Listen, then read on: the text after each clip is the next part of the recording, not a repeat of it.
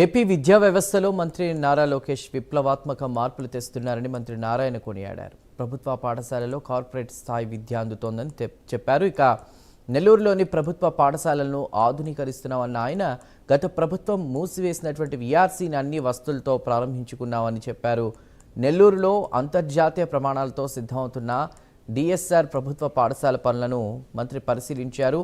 మూలాపేట ప్రభుత్వ స్కూళ్లు ఆధునీకరించే అవకాశం రావడం అదృష్టంగా భావిస్తున్నానని DSR group MD Devireddy Sudhakar Reddy తెలిపారు.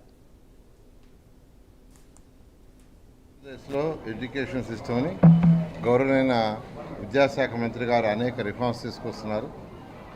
ఈ రిఫార్మ్స్లో భాగంగానే నెల్లూరులో తీసుకుంటే ఏదైతే విఆర్ఐ స్కూల్ గత ప్రభుత్వం మూసేసిందో మూసేసింది. అది నెల్లూరు కార్పొరేషన్లో నడిఒడ్డులో ఉంది.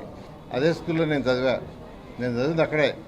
దాన్ని గత ప్రభుత్వం మూసేసింది కంప్లీట్గా. అయితే ఎలక్షన్స్ ముందు మాట ఇచ్చా, ప్రభుత్వం రాగానే దీన్ని రీఓపెన్ చేస్తాను.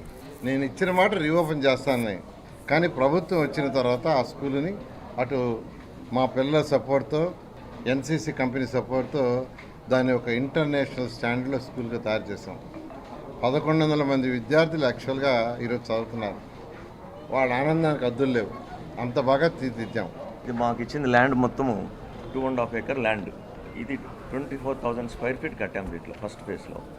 ఇక్కడ 14 క్లాస్ రూమ్లు ఉన్నాయి, ఆఫీస్ ఉంది, తర్వాత ల్యాబ్స్, అన్ని రకాల labs, physics, chemistry, biology, maths, computer lab with all equipment, full ప్లెడ్జ్గా లేటెస్ట్ ఎక్విప్మెంట్ పెడతాం దీంట్లో, కంప్యూటర్స్ కానీ అన్నీ.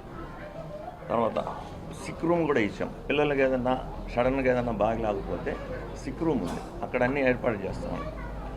ఫస్ట్ ఎయిడ్ ఆ మాదిరిగా సిక్ రూమ్లో పిల్లల్ని చేసి తర్వాత ఫోన్ చేసి అంబులెన్స్ పిలిపించి హాస్పిటల్కి జరిగే ఏర్పాటు కూడా ఉంటుంది ఇక్కడ పిల్లలకి. తర్వాత స్టాఫ్కి బాగా principal room, staff rooms, admin room, staff కింద అడ్మిన్ రూమ్ అన్నీ ఉన్నాయి ఇక్కడ. తర్వాత ప్యాంట్రీ రూము,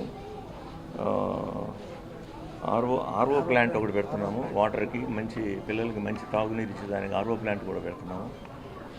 ఇంకా ప్లే గ్రౌండ్ చూసుకుంటే అన్ని రకాల సారా మొదటే చెప్పాడు, పిల్లలకి ముఖ్యం ఏంటంటే చదువుతో పాటే ప్లేలలో కూడా ప్రాముఖ్యత ఇవ్వాలి. దానికి మేము ఇప్పుడు kabaddi court, cricket net court, half basketball court, badminton courts 2, తర్వాత చిల్డ్రన్ ప్లే ఏరియా ఇవన్నీ కూడా ఏర్పాటు చేసి మంచి స్టాండర్డ్తో ఇప్పుడు బెంగళూరు నుంచి వచ్చారు. ఈ కోర్టుకి సింథటిక్ ఎనామిల్ వేస్తారు పైన, ఈ కాంక్రీట్ పైన. అది బెంగళూరు నుంచి వచ్చారు. 4-5 రోజుల్లో ఈ సింథటిక్ ఎనామిల్ కోట్ వేసేసి నెట్లు కట్టి లైన్స్ అన్నీ గీస్తే మీకు చూసేదానికి